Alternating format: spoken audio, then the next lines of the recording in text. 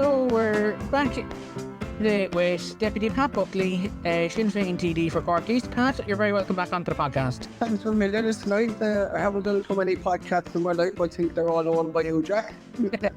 Well, I got a compliment.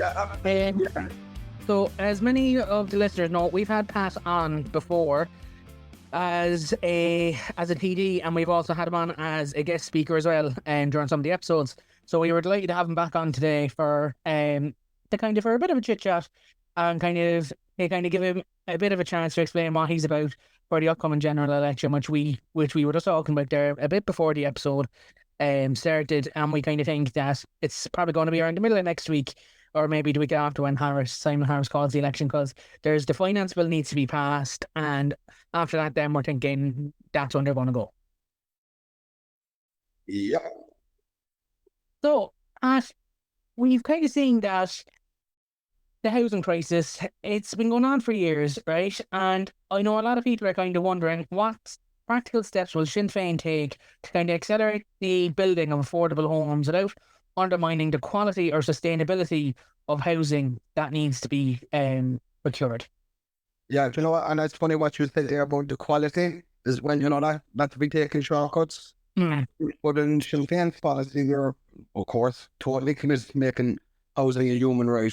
But I suppose our plan was we would do building over 100,000 public homes over the next 10 years. What's very important here is the delivery of 25,000 affordable homes, right? But in being worked out through on a Brenn's policy and this and the way we're doing the housing here is, when we say affordable, it'd be about 100,000 euros less than what the government does paying for housing at the moment. It's a very, very radical way that we're doing things, and I'll give a quick brief on this. Basically, the houses are built on state land, county land. All your planning and development, your development charges, your water, your storage, all that stuff, that's all taken care of by the council, right? You actually only pay for the actual cost that it actually costs to build that house on that site. Now, you will not own the site, but it's still your forever home.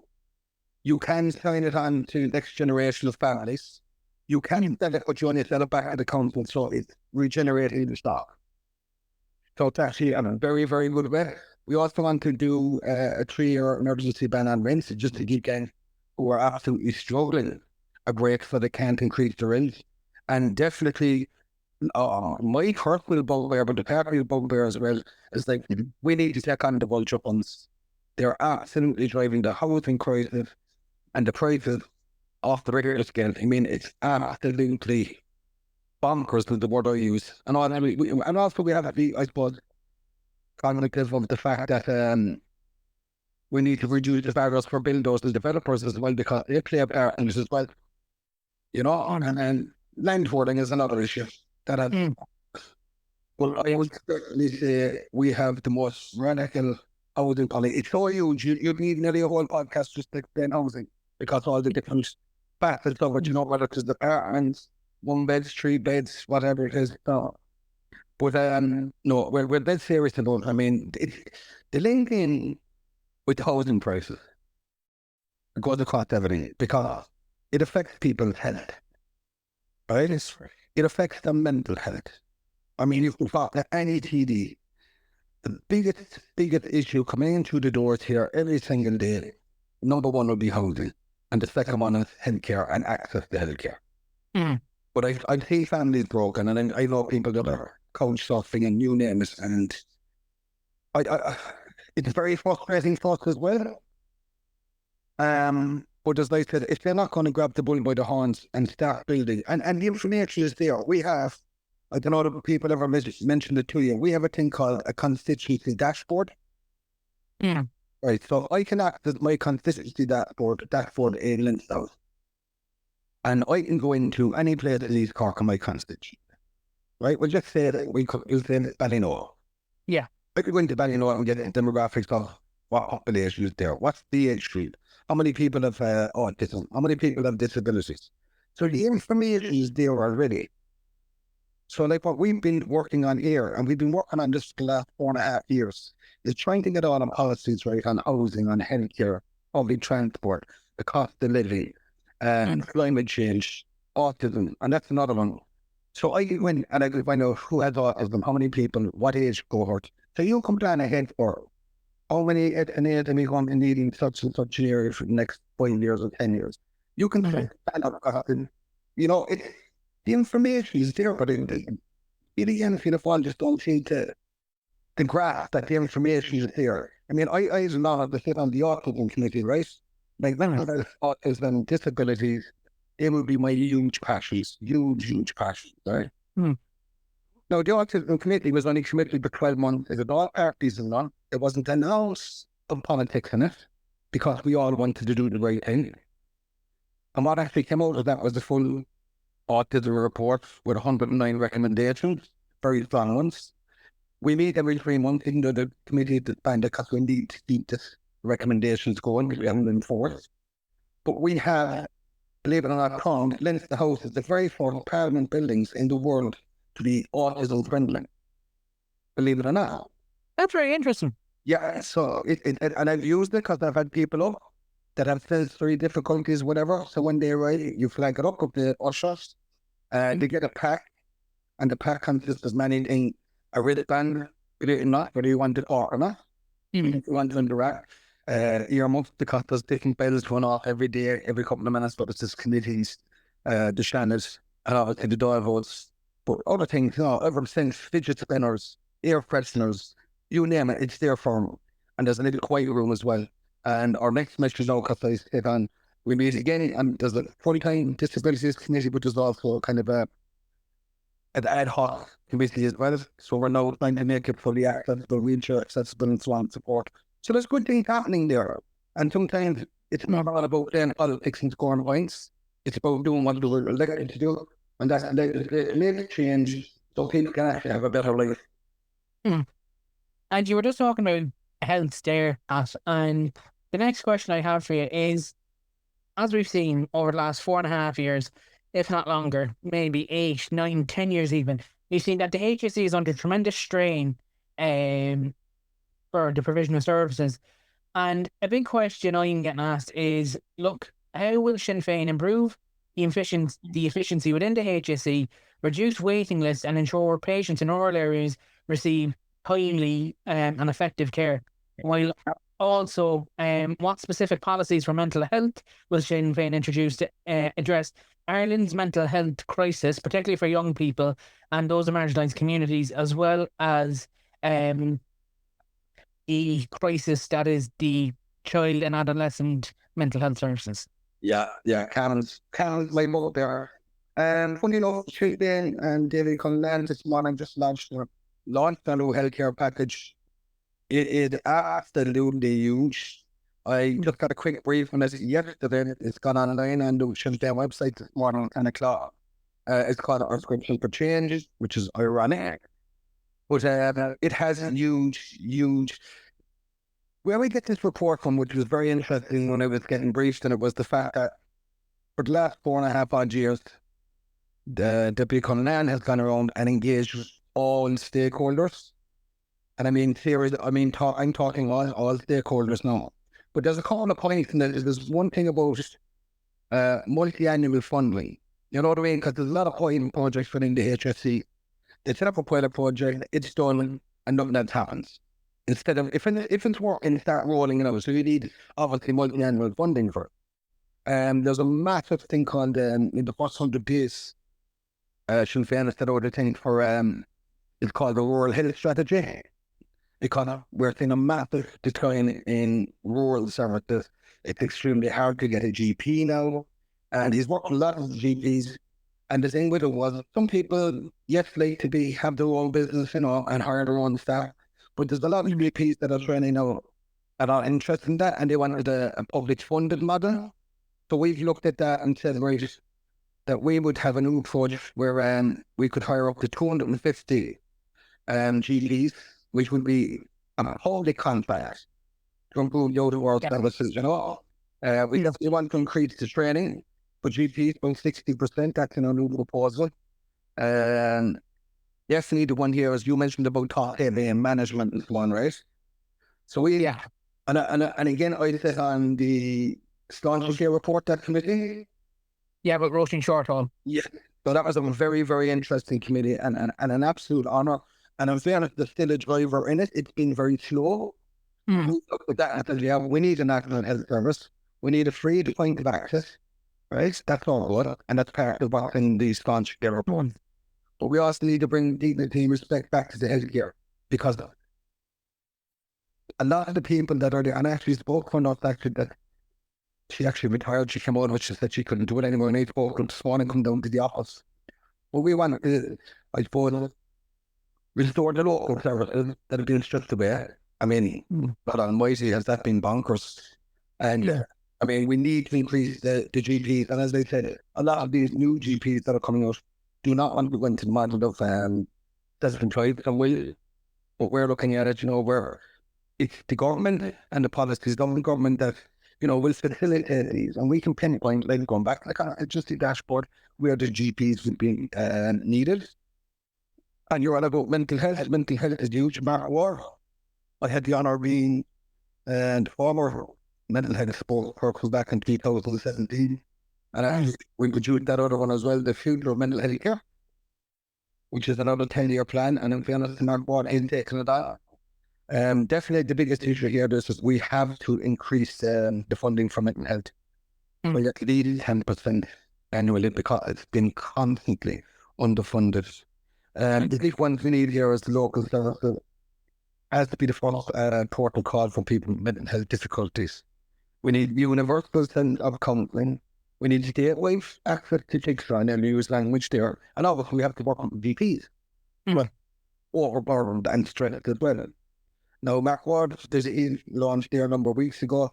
You mentioned CAMS. We want to phase out CAMS and bring in a new child and new mental health service, and also increase the age. We have big difficulties here with what class is an adult. You want public transport and CAE or 16 or an adult. Charge is the vote, you have to be 18, you're an adult. But we want to increase the upper age limit from 18 to 25 to access these services, because you can have a fella that 18, he could be 6 foot 6. You know what I mean? And you're trying to deal with this complex issue of people, and a 6 foot 6 fella could be a lot stronger than the little 24-year-old, but it only looks about 16. So, when the treat person, not the problem, but treat the person to have it wrapped around. Exactly, yeah. So there's a huge issue there with eating disorders as well. Because we had a thing there, we wanted to get an additional 20 beds for eating disorder inpatients, right? But on top of that, there was also plans for this thing called dual diagnosis, introduced about 2 years ago, which was addiction and mental health. And we're trying to move away from the model of addiction as a criminal offence. Addiction is a health issue. It is. Yeah, and I think a lot of people don't understand that, like, addiction, right? It is a mental health issue, and it's by criminalising someone that has a mental health issue, you're not benefiting them in the long run. You're actually adding to their kind of mental health struggles. And kind of like, I know Sinn Féin aren't the only ones doing this. I know the Social Democrats, Labour and the Greens also had similar enough policies where they wanted to kind of bring in something to kind of treat addiction as a mental health issue and decriminalise personal amounts of drugs rather than punishing them. Because if you continue the cycle, your best case scenario is someone that's in and out of prison, and like, and I think, Pat, kind of like that is, you're very right there, that there does need to be more done about the mental or treating addiction as a mental health issue. But also, this is a question that got asked that I want to ask you is, as you know, we have loads of student nurses. Irish nurses are probably some of the best trained in the world. Absolutely. Right? And I'd have quite a few good friends of mine are nurses. And one of them sent in a question to me. So they asked me, what would Sinn Féin do to allow for student nurses to be paid while under training, as currently, if a student nurse is undertaking training, they must also have a part-time job. Yeah, it's ridiculous. And I spoke with a lot of nurses, and unfortunately, the last group actually, there was five ladies I was talking to, and they're all studying nursing and stuff. And I said to them, what's the plan when you're qualified? We're out here. My heart stones. And you're right. we have the best education and the best educators in the country, right? Mm. And we should be so proud. We're exporting our best talent. And that comes back to the system inside in the healthcare services at the moment is top-heavy management. It's toxic. You're right, there is no reward. We've even looked at, in the autism committee, people that are doing, i.e., training to be nurses, training to be SNAs, training to be anything to do with children and health, right? We were saying, you know, there's some provisions for that, right? We were saying, well, if those that are on those courses employed as volunteers, that should count as training for them, right? So for resident, it shortens their, I suppose, their apprenticeship. Yes, certainly we've looked at training nurses for that. They should be paid. And we also looked at, you know what, another one we were looking at is apprenticeships. And I spoke with a lot of it's with large businessmen and large developers within the construction industry and stuff. And we were looking at a thing where apprenticeships are very poorly paid. You might have a couple of handful of companies are being kind to people, right? But we were saying, we were looking at it, right, the first 2 years of apprenticeship, paying the job seekers along is cost neutral. They'll be sitting on the rat at home, whereas they're halfway through an apprenticeship and you're actually kind of afford and get to where they're going. Because obviously public transport isn't great. Some of these don't have cars or whatever, and it's very frustrating. And when one of the developers that spoke, they said, well, you should be bringing in apprenticeships and trainees in the third year rate. So they're actually in agreement with us. And you're right. Sending trainee nurses out. I mean, they're on brain funds at the moment. They're struggling with accommodation. They're struggling with transport to get into the work. Should they be paid? Yes, they should be. And I do think, and this is my personal doing it, I do think it's cost neutral. And we've also mentioned in this new report, the one on the prescription for change, it's actually giving trainee nurses, trainee doctors, trainee midwives, guarantee them a job even before they finish it. So that's one of our policies, so we can retain that. We're all about, I suppose, what we call workforce planning, trying to get everything. And make people be appreciated, because look, we've all been in hospital, right? And you don't realise how qualified, how much empathy the nurses and the frontline staff have. And that goes all the way down to the cleaners and the cooks. That they're not being appreciated, right? And once you lose something, it's gone. And it kills me every time when I see young trainees, regardless what it is, no matter what they're doing, saying that they want to leave this country. We're trying to bring people back. We should have one of the best countries on the planet. You know what I mean? And it kills me. And you were on about mental health issues and stuff. I can remember going back here, I think it was around 2000 to 2003. I think we had 59 suicides in each car. Yeah. One rule, and I got knocked for it. No, I never called it that, but it was reported in the media. And in the cemetery, one place they was called Suicide Row. You know, and that is the fact. And then I know that from experience. But going back to doing cuts and mental health stuff, I remember Minister Buckley ringing me in July 2 years ago now, maybe more, to tell me, do you want a car sentence closing down? No, that was the 22 by 21 bed respite center. Last day, and one bed for Dail services. And people don't realise what you're losing. Like, no, it is being put back into a 10 bed, and they have 2 more houses here with another 6 beds. It's still below what we should have, and we'll keep fighting for that. I mean, I've had a campaign there. I'm black and blue from ministers and stuff. But in fairness, that meeting with Bernard Gloucester, who gave the commitment to restore those services. But people don't understand those local services. There was a waiting list for 26 people on the day respite centre. But they don't see when a patient comes in, or a person, I'm sure to call them, their bloods are checked. If they need serology services, your serology is done. Then to the street. And the location of this place was a community hospital. If you're facing the Unicor Centre, the front door, you look right. The GP surgery is on the right across the road. Community hospital is on the right. Straight across the road is the dentist, the barrack is beside you, and it was an integrated model. On the longitude report and on the future mental health care report, the government at the time were saying that we need a fully integrated local model, right? So going back to Kingsley here.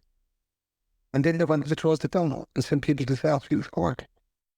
It was just, I'm just bedazzled by that. And it's a bugbear of mine, and I keep watching this, but I constantly keep watching that one occur simply because I want to make sure that that goes back and the people that are there, because the people that had that could walk down the town, they could get on the bus or the train, the car, and they could get on this. There was a lovely free class down there. A lot of people attended that. It normalised their living. What government wanted to do is send them out to Southfield Court to send them out to a nursing home. That's cynical, is it? So we have to go back to community, the court and all of this. And that's what we've lost, the local life. And talking about community, this kind of brings me into my next question, is cost of living. Oh. Right?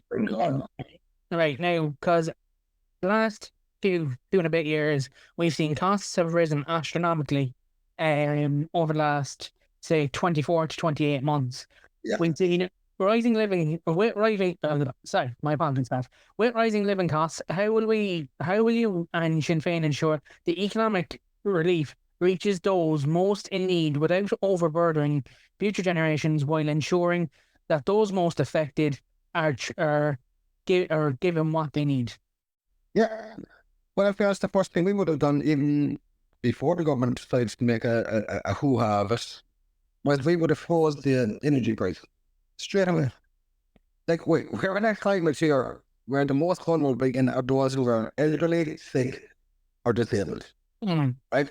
So number one, you freeze the energy price. Yeah. Reduce VAT on essential goods. Like I can tell you, I think on oat milk it hasn't been done yet. For some reason, but oat milk is getting very popular, but they haven't been VAT in that yet. The rate going at the cost of increasing, the government will increase it like 23% or something. I mean, everything is about tea, right? Yeah. If you want to do what you call, I suppose, introduce what we call I suppose target social welfare payments. I mean, I do think especially with somebody that with a disability, the least looked after, and obviously if you're not as mobile as an able-bodied person, you need that extra easing and wind and so on support. So target sectors within the community to increase, I suppose, the welfare needs of those who most in need, which makes sense. Again, common sense, right? The childcare is a huge bugbear. It's actually preventing families from going to work. Because I know a particular family we're talking to during the week where the mother goes out in the morning and she went to work and dad stays at home. And the man comes home, dad goes back on the lectures. Now that's not living. Claire Coran, our sports person, has brought in a childcare policy. I have it here on this. Actually, yeah, and it's funny, yeah. Because this one, we don't, can you see that? Yeah. I can kind of barely see. You see it. 10 euros a day at childcare for all. Right? Yeah. But they don't want to go somewhere to the way we have it done here, every speech, I suppose all parents will have it. Their child will have access to it costs them no more than 10 euros a day for each child that's in childcare. Right? It'll be done by the government, whoever will be the next government. He'll be increasing the subvention to the childcare provider. Right? It's costless, and it's not a lot on both states, about 350 million, maybe a bit more of that than that. But also, I mean, this has been done in Denmark, Sweden, Finland, and some parts of Canada as well. But also we're on about increasing, I suppose, the wages for those who are working in it. You know? Affordability is the big one there. The cost of it, it's not a lot in budget. You know what I mean? But it is definitely something to do with,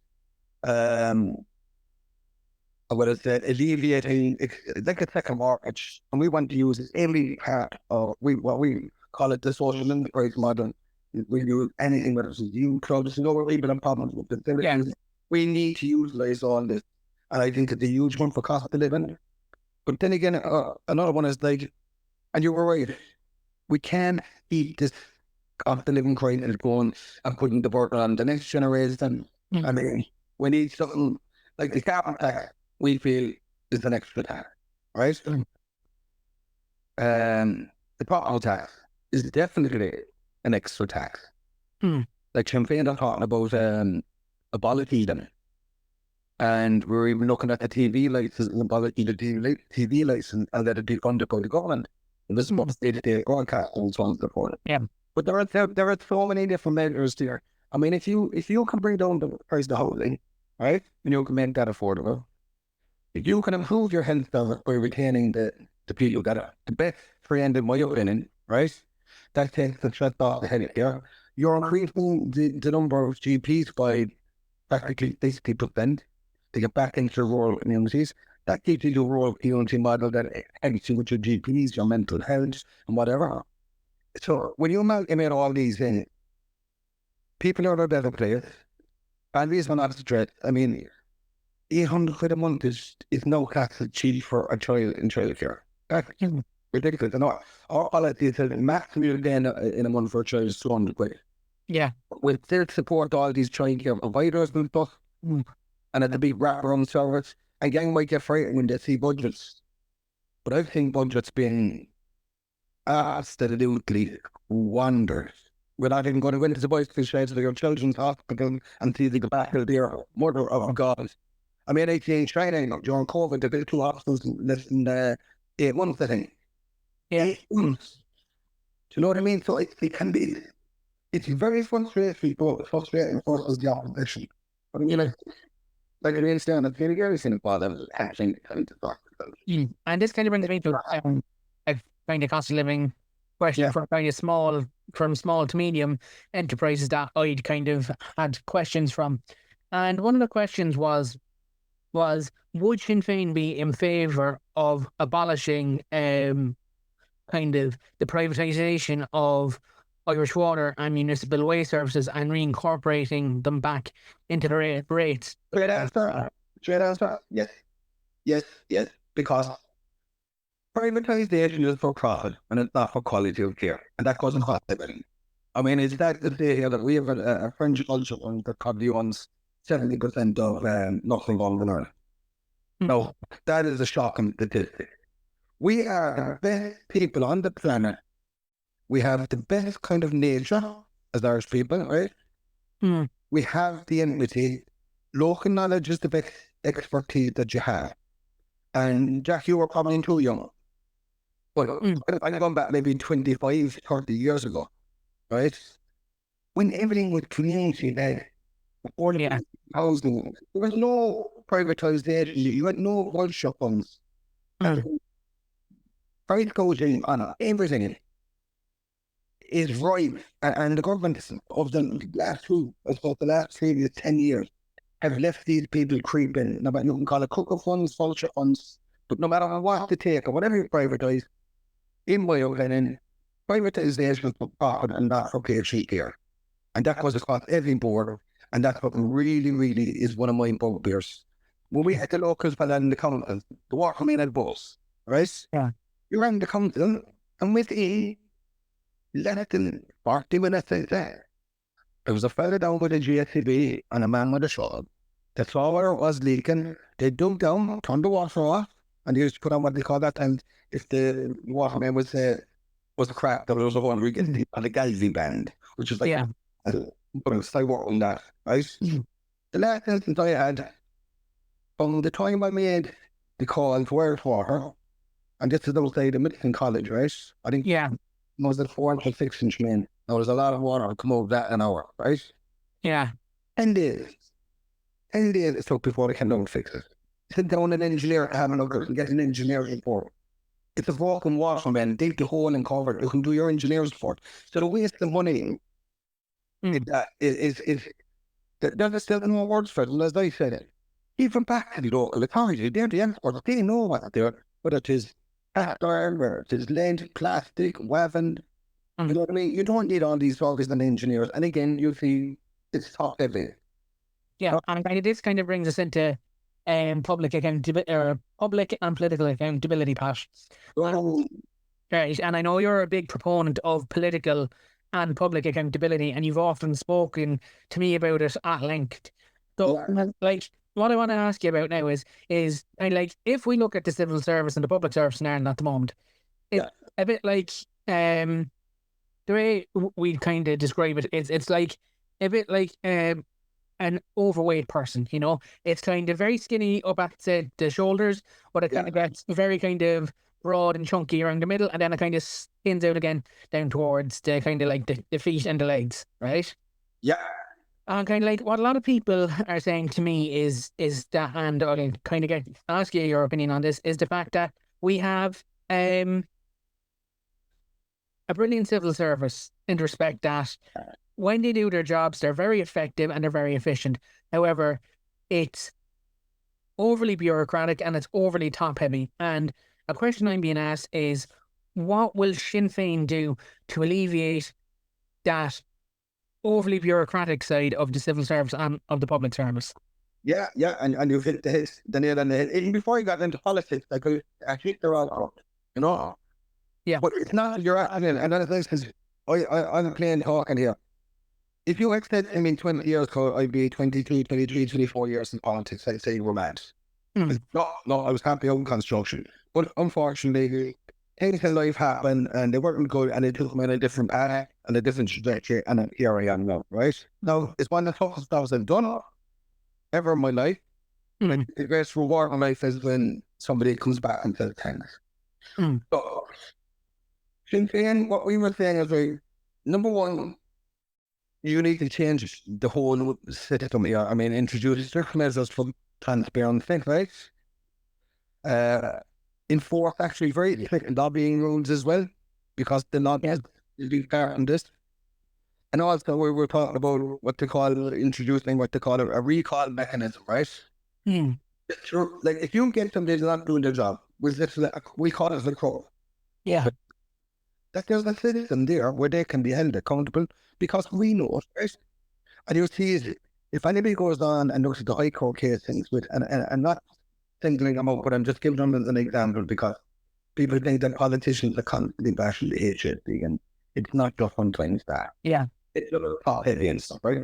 But the amount of court cases on compensation, right, from people that have been failed by the health system as a whole, right? But nobody's being held accountable. If you're right, madam, a major, mistake, should we not be held accountable for? Shouldn't there be repercussions in it? Exactly. They've been getting away with it for so long, right? And to me, like, it's like cronyism. That's what it is. And the problem is with we need a government, right, that actually works for the people and not for the elites. And that's what the problem is. It's been so systemic over the years. And you have the same two parties for the last 100 years. And they'll keep getting away with it if they let get away with it. So you have to change everything. You have to change everything. And you're right. We have amazing people who, I look at it every day, and I'm sure I said this to you before. Yeah. One thing in the house that's little, you can put a 40-foot wall and put an inverted comma at both sides of the 40 feet. And the only one I want to implement to those two lines, at those two commas, would be common sense approach. Yeah. But common sense is not there because previous governments and this government have gotten away with everything and still will until we actually have a proper enforcing of, strict law and rules, the recall mechanism so people can be actually held accountable and removed from the post if needed. This is not about getting it right, because this is public money, and I see it. I mean, you could make so many examples of it, and that was the chosen hospital was the big one. It's probably going to be the most expensive hospital in the world. And you know what I'm worried about? Whenever it is finished, those children that need those services now for scoliosis and whatever, right? It's going to be too late for them. It's going to be too late for them. And I sat in briefing rooms with children with scoliosis, and you listen to this, and it really, really upsets me. But the fact that I look at a young man, 16 years of age, and he's now inoperable. right? And this is 2024. We're going to have the most expensive children's hospital, and yet we can't sort these young people out. I mean, if we can't do it here, let's go somewhere else with the children. And you know what? Let's go the thing in it. And I'll tell you this, because you probably never heard this, even though this is the public domain with the briefing we had in the AV. The government offered some of these children to fly into America. Yeah. On a normal airline. With their lung and their chest and their heart being crushed by the coverage of them, and they expect them to sit in a 20 airplane seat. That's not forward thinking. I mean, model God, I mean, when I heard people, it's like how the carrot wanted the donkey. Yeah. You can have them, but you're not getting it. You know what I'm saying? Yeah. That's the stuff where I go, accountability. Who's accountable for making those absolutely stupid, and I mean stupid decisions? Let's fly the doctors over that can do it. I'll fly the agents over. But nobody's thinking of that. Yeah, that would be the common sense approach. And that's where I'm about. That's what it is. Back to the common sense stuff. I know I'm relaxing to more profound and profane language when I'm angry, but I am conscious to, I don't know, I get it. But I would come in as different than, obviously different than words like that, you know? And while we've been talking about accountability, like, we've all seen that Sinn Féin have been taking a bit of a hammering in the papers, we'll be honest. Every not on paper, them papers, every paper, every social media platform, every media outlet, it all seems to come up around in elections and as well, though. Yeah.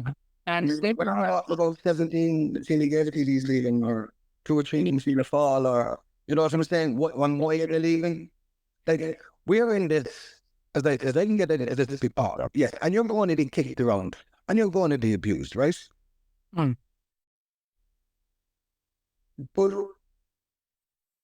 if somebody comes at you for help, right? No, I'm not American workers, okay?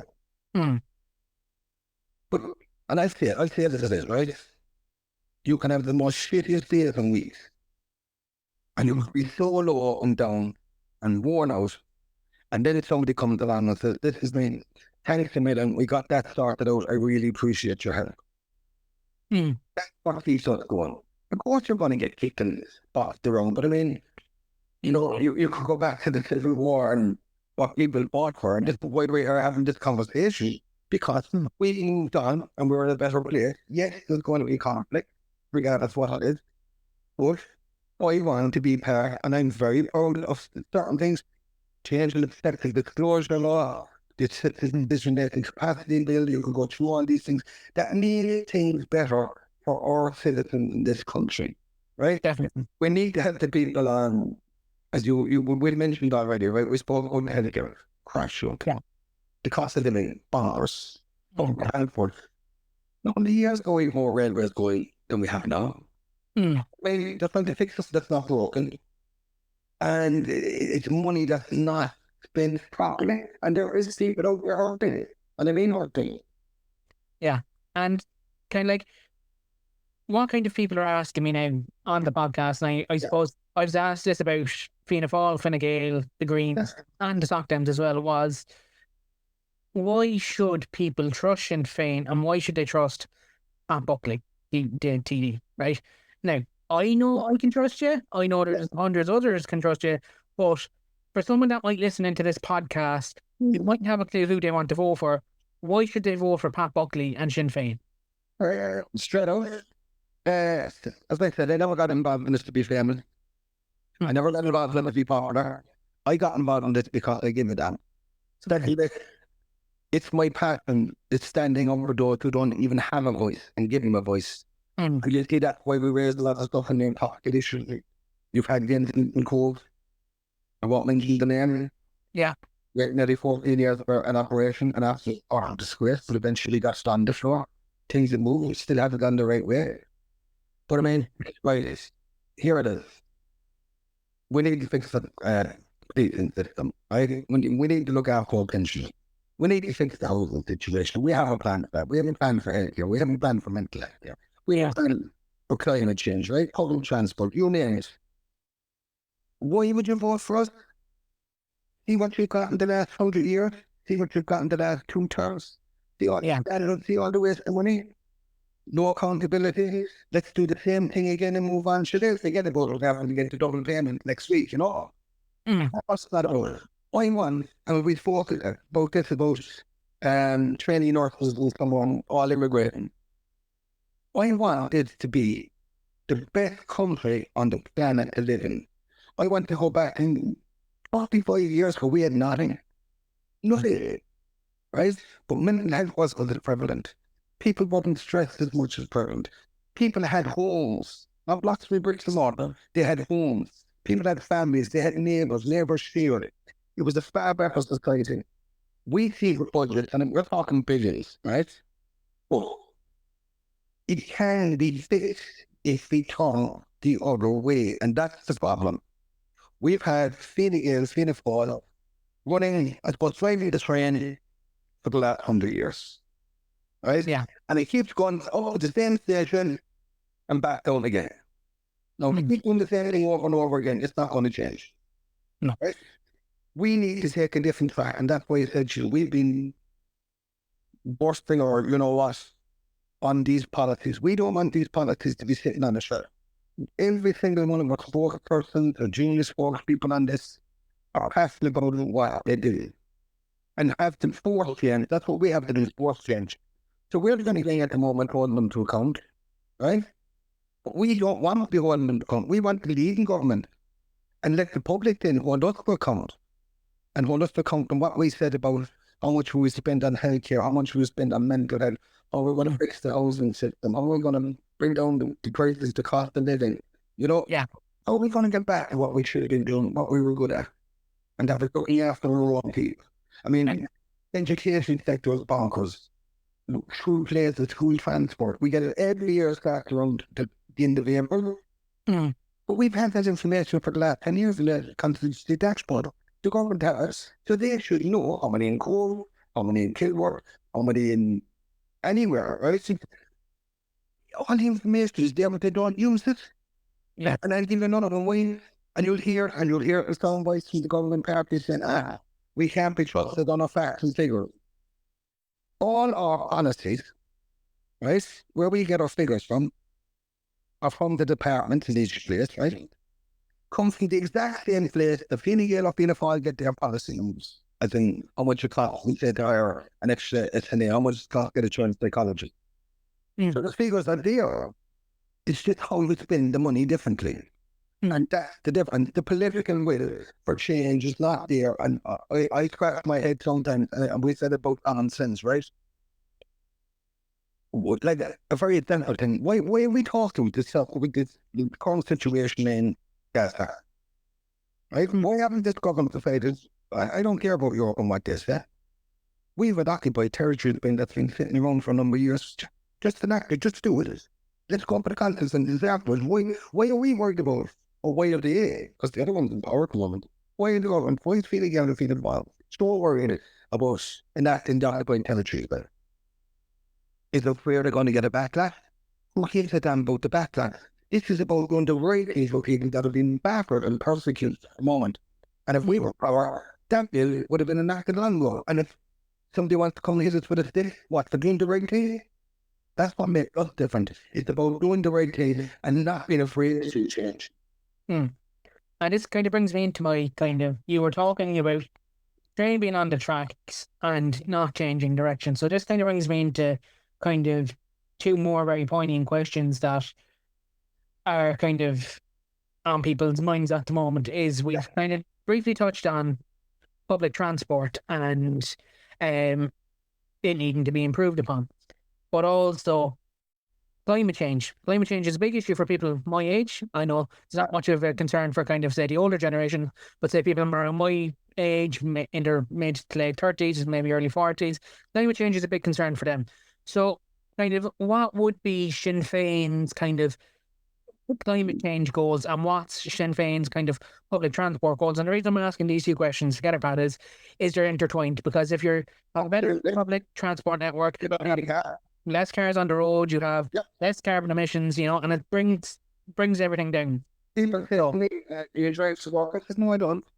I think I use public transport all the time. It should make sense. And I'm lucky enough we have a service up and down in Cork and Dublin. But you're right. I give an example. Well, I suppose the first one on the fact that, right, how serious we are very serious about that in the climate change, right? But we do it in a proper way and a just way. I think a lot of policy here were rushed into the carbon tax and stuff, which was promised to go back into communities for proper initiatives on, retrofitting, whatever. But it's also gone into here into and pay for children's allowance and stuff. So it is misinformation. But we're on about, not abandoning the rural communities or farmers in the quarter. I mean, farmers are the soul of what we need in rural communities. So you need to support them, transition export to more sustainable practices, but you need to support them as well. That's the problem here. And it has to be fair. If there's compensation needed, because you'll take it in the fisheries, that's a huge bugbear, man.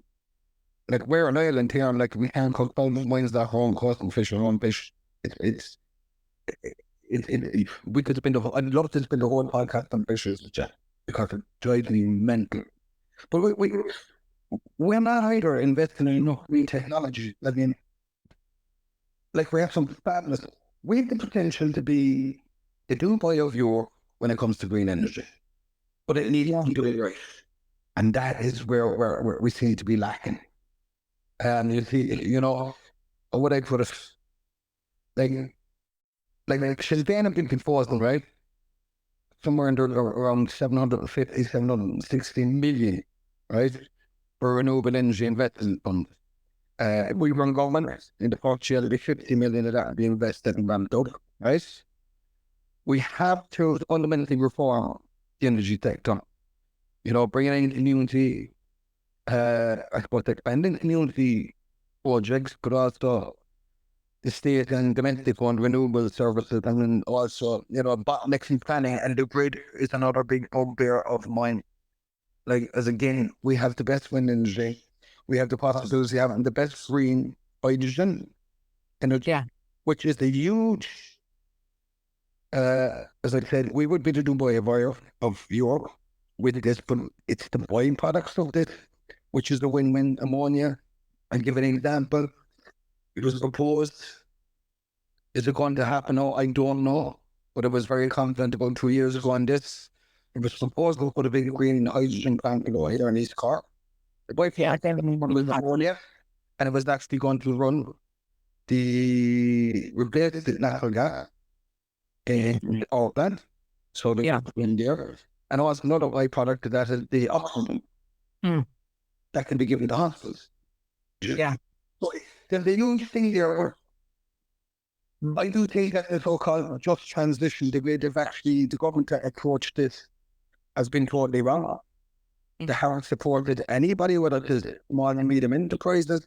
Remember the time they said that they were going to go and you can apply solar panels up in your factory roofs and so on and so forth, and the electricity can be put back into the grid. Well, you've had companies, not big companies, no, but small and medium enterprise businesses, right? Even up to early last year, they had done all what they were supposed to do, on the belief that the government would hold up theirs, and it was only by pressure that the MRA was forced to kind of push that back on, where those businesses that had excess electricity could actually put it back into the grid.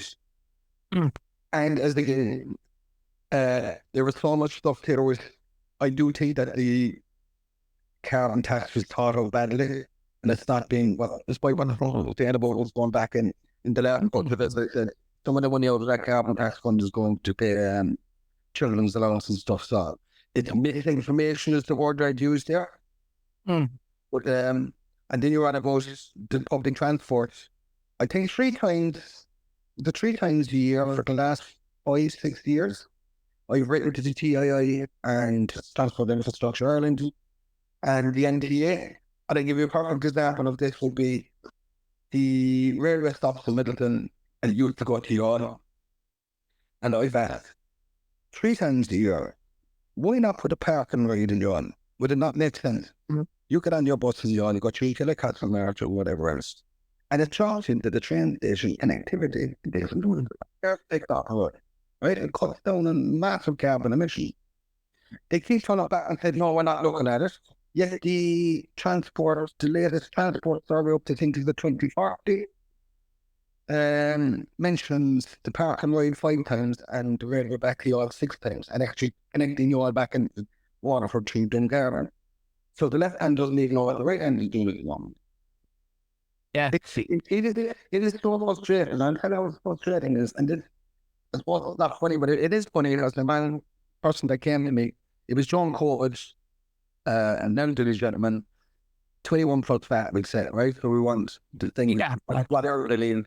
But you needed the eye test for renewal his driving license. Okay? But because it's COVID, the 6 months validity on that eye test cert was gone. So I wrote to the Department of Transport, and I also wrote to Minister Marine. And I asked them the question, both on the same question: does the gentleman have to go and get another cert, pay the doctor another 60 or 70 quid, get a new cert, or because of the fact of what's happening with COVID, that cert would still be valid for him to get the renewal of the license, right? And it was kind of weird because when I called for the gentleman, how can I get him 2 responses? I said, there you go. I handed the 2 responses, and I had a cheeky smile on my face because I knew what he was going to read. And he read the 2 responses, and he goes, "And the hell is that?" One said, "No, that sounded perfect, is valid." And the other letter said, "No, you better come back to the GB and get your eye tested again."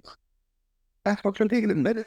You can imagine me going to a constituent at the door, and he goes, "Which one?" Well, I said, to be honest, I said, your choice now is that I don't mind this.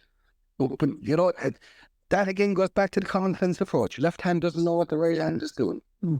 I think as well that, like, Dail is probably one of the bigger commuter towns in the county, and I think the fact that they kind of proposed putting a greenway in place rather than opening the railway goes back to what you were saying there about the right hand not knowing what the left hand is doing and vice versa. Because I think that railway line actually closed the year my mum was born in 1964, right? The infrastructure was... Even before I was born. Exactly, right? That infrastructure was still there up until last year, right? Yeah. And they tore up all the rail tracks and they've put in that big new greenway, right? And that greenway now, I think, goes from Carrick-Tool, I think, all the way down. Yeah, I've been living from Glamour all the way down now. Yeah, right? And the thing is that's brilliant, you know, it's a great way of encouraging people to get out and stay healthy and all that jazz. But that doesn't help reduce the kind of carbon emissions, doesn't help kind of encourage people to use public transport. And I think this kind of brings us into our next issue, and that is that of education, because we need to educate people, you know, we kind of need to teach them about making sure the right hand and the left hand are thinking in unison rather than kind of one thing doing the other and the other doing its own thing, right? So we've seen that there's growing inequality in education, in access to education across the country, but we've also seen if you go to an urban school, you're more likely to be looked after, but if you go to a rural school, you're less likely to go on to third level, right? And also, right, we have a very high standard of third level education here. I think we're the highest in Europe or something. Yeah, one of the best. I have to say that now. Right? But another thing that's getting asked to me is I have quite a few students have asked me this. They're like, "Hi Jack, can you please ask the Deputy Buckley if he'd be able to comment on whether or not Sinn Féin are in favour of abolishing the student capitation fees of €3,138 per year, and are they in favour of bringing in free student accommodation?" Yeah, straight out, but it wouldn't happen overnight. We've looked at the student fees. It knocked a third off from the first year and then try and phase this down. Certainly in that. We've looked at so much, and funny enough, when you asked me that, no, I said, where was there on that podcast asking the questions, I got a very good briefing of UCC about probably 2 weeks ago now. And I thank them so much because it was an evidence-based document. And what UCC carried out was their cost of living crisis, right? Yeah. Mentioned about affordability with student accommodation, national affordability what affordability when you can pay for your tuition, right? Yeah. It the public transport actually came up with a lot in this as well, right? Mm. Students going without sanitary products, because they don't have enough. Some people living on 50 quid a week. There is so much in this, right? And you're right, like, I mean, there's a massive inequality between, we'll say, the rural areas. So the rural areas have been left behind. I mean, we all know it, right? It's primary school and secondary school, and after that, everything needs to be pumped into this thing. We need to start hearing that back out. But when we were looking at, even if you go back to, we were saying, like, I mean,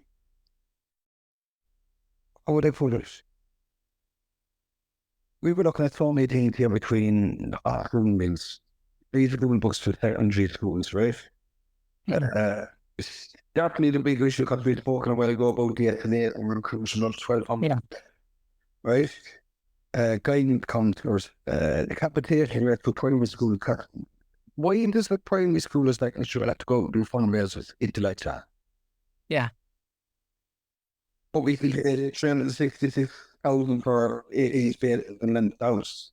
Do you look that one about the common sense approach? Yeah, because I know in Cove now at the moment, there's the two secondary schools in Cove, both Cardiff Community College and Cloistermore are both looking at building big, massive extensions to cope with the huge influx of students that they have to now deal with, right? Yeah. I was chatting with the principal in Cloistermore about 2 weeks ago, and he said this to me. He said, "Look, we're actually going to be up at about 725 students for the foreseeable. We are having to pay, or the department is having to pay 10 million euro on the extension, right? 10 million for the extension, and they've gone through all the planning for it, right? And they're getting, I think they're still through, I think they're in the final stage of planning for it now. And he was telling me that it's going to cost them 10 million euro, right? For that extension. That's bonkers. Absolute bonkers.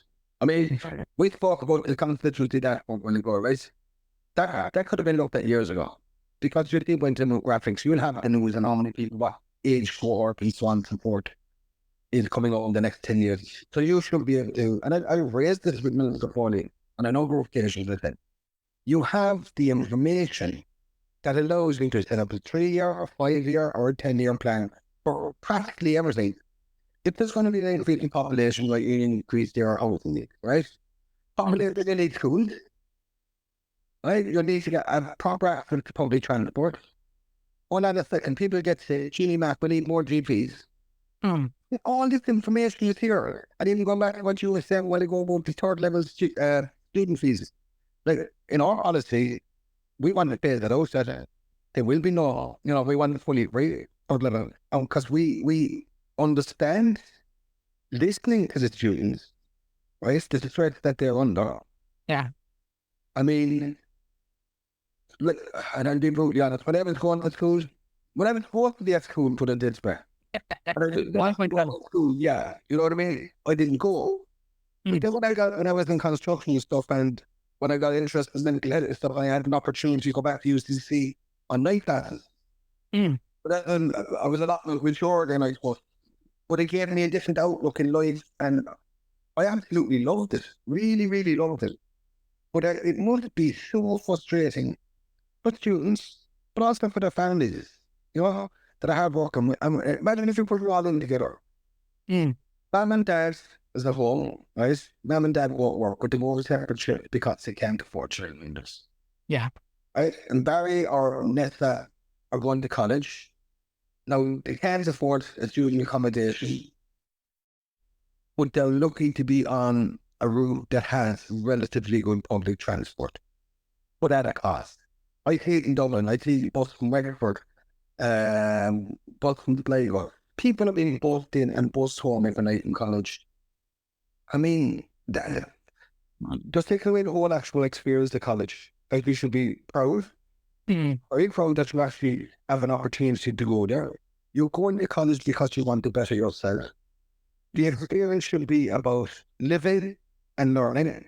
Yeah. What's about the students that are I've been talking to and others have been talking to, and that report 2 weeks ago in UCC really, really opened my eyes. It's worse than work. Like, and they're hungry. I have to make a choice between, right, do I eat today or do I get a period product? Right? These are all the real life issues. So why would you stay there when it's misery for 3 years, 4 years, 5 years? And I understand where they're coming from, and they're not being listened. During the accommodation, I remember one of my over 32 years ago, I had a cousin that was studying nursing in Southampton. They had on inside campus apartments and stuff for them. It made it very, very easy for him. There's nothing fancy about it. You had your toilet, your bedroom, and sitting room, that's it. But you had on-site accommodation that you didn't have to work. It was covered by the hospital, so that part was free. So that was a massive barrier that was taken away, a provincial barrier that was taken away from him.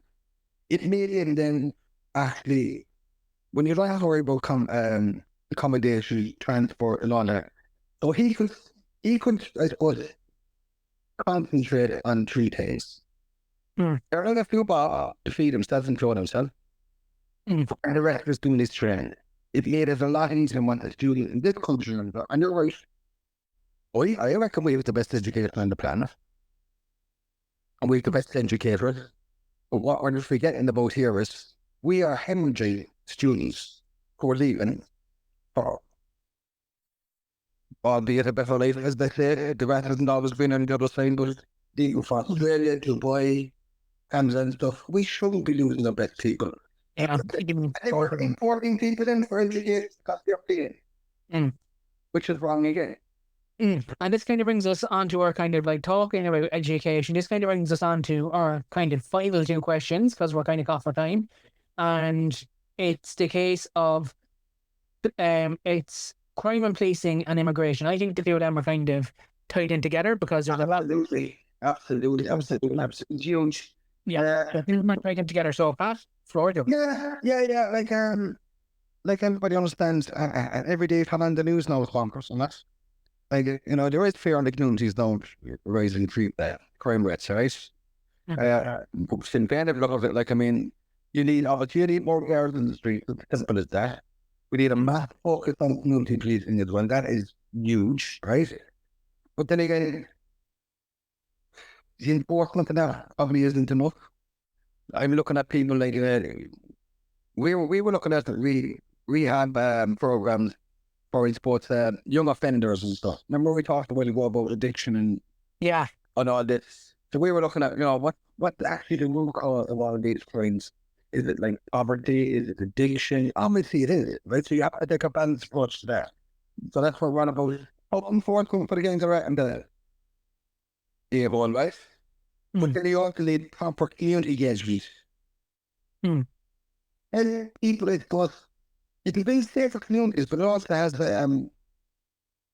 better support, and people are given a chance for the fact that, like, we all make mistakes. Mistakes make you who you are. I think we seem to be very heavy-handed and looking up on I sit on the Traveller Consultative Committee, and I've done a lot of visits into the local centre in Dublin and Castlereagh prison and stuff, and looking to kids and speaking with them, right? And this is where we get it from, what we're on about when we talk about community policing, as well as, getting the balance of force between law enforcement, but others, like, I suppose, for like intermittent, very minor things, right? But what I found there was this particular child, he was given a chance to express himself and say, right, yes, I had addiction. I'm trying to talk that out, but I need something else as well. So he's ended up now, he's done all his courses, he's done all the training courses, he's doing a mechanic course. So the minute he gets out of there, he's ready to go straight in with proper support from the prison service. And I will say, they've been extremely engaging with us, that he now has an opportunity. He has better qualifications when he comes out of that centre, that he can move on. And I think that holistic approach, especially to addiction, needs to be looked at. And if you want this tip, because I know you're kind of stuck on time in this, The international protection, yeah, when there's an awful lot of disinformation on it. The first one we're looking at here, and I think the government drew up the calling on it already, was the fact that you need to end the private profiteering and move to stable accommodation for starters. I'm talking hundreds of millions to people here that are not treating anybody properly, right? Now, another one here, and it goes back to the common sense approach again, is when you put centres, new centres in areas, right, that have an capacity to actually deal with them, with services like this, public transport, GPs, whatever. Because we've seen in the present that just come up overnight and last people in somewhere in the middle of nowhere. We've seen it below yacht, actually, at the beach below in the hotel there, so it's crazy on that. We definitely, and we've had this problem, and we've had it for loads of times when stroke common on this. You need a standard there, like that's going to be transparent and consistent when it comes to consultation, I suppose, with community groups and everything. Not whistling people in overnight and then it's spreading misinformation, then it goes bonkers and then it gets nasty. There's never been proper engagement with local communities. And that has to be, and give this community as well, I suppose, a way of putting in some issues to say, well, we could be totally against it, we mightn't be against it, but where is public transport? What are schools? What's the demographic? What's the age? You need to put all the cards on the table, right? But the other one is, I think, the staffing, especially I suppose, but when we're policing on this immigration, we call it, we need to triple the staff. That's what Sinn Féin would have done. They would have tripled the staff, right? Yeah. So to make it, obviously, it could be faster. Proper, fair decisions can be made. But also, it would speed up, on deportation orders for those who are not eligible for international, especially so they'll actually leave, because we are on people left, but we don't know if they've left or not.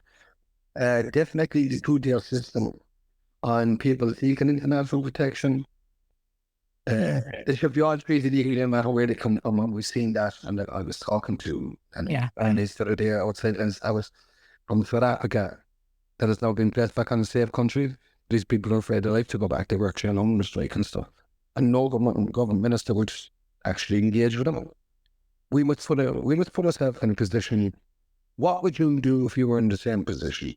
What would you do if we were in Gaza today, or the West Bank, or Lebanon?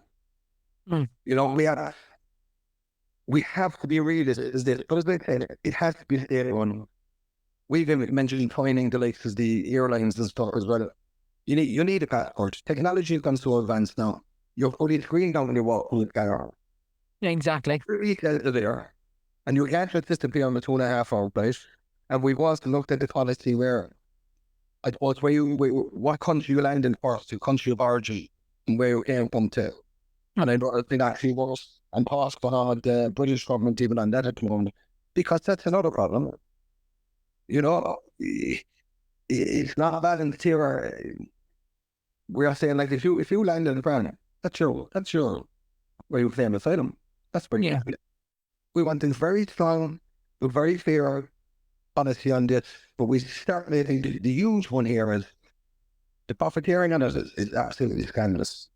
Making millions out of misfortune, that's wrong. But the transparent and consistent approach to consultation between communities and the government departments has been absolutely diabolical. And when you have that first barrier of communication, when that's broken, you're in deep trouble, you're loose. Because that's like the horror of misinformation. They can see what it was, because you have no response because they weren't engaged. And after they haven't listened to the concerns of the locals. Exactly. Now, Pat, final question for you. You've been a great speaker. You've given us over an hour worth of... the best we can, because that's where it should be plain talking. Exactly. Exactly. So, Pat, final question for you now. You have the general election probably at the end of November, right? Touch wood, you're re-elected. I know you probably will be, but your thing is... Yeah, exactly. Life isn't starting, right? Say you're re-elected, right? Where do you see yourself in 5 years' time? Do you see yourself in government, or do you see yourself as an opposition TD? Oh no, we want to be in government. Simple as that. We want to be in government. We've lived what I have here. I am very passionate. I want to use language when I could. I am so passionate about what we do. I am so passionate because I've been there for the last number of years and I've seen the way money has been absolutely squandered. I've seen people with disabilities. It mind boggles me that the money and the money is there, but the political will isn't. We need to respect anybody that works for government departments, whether it's in health, whether it's in housing, immigration, mental health. It's all about come back to the political accountability. I want to turn around someday, right? And say, what the best way to put this, I suppose Jack is right. I want it to be the best country in the world. We have the best people, right? Now, it's not going to happen overnight. But there's been old story one time that say, from a tiny little acorn goes a mighty oak tree. Right? So I remember when I was put into the position of spokesperson on mental health. And I was very nervous in what is that out, right? As my term got and we went into the 2020 election, about 1 month put in, if you thought the amount of paperwork in files, it wasn't a competition. I had not accidentally acorn up to a tiny little tree. Yeah. Math chance is more than 3 or more. And that's how we build it. And then when it branches out, that you start putting in your education, the cost of living, everything that not into education, that ties into mental health, that's the best way I can do it.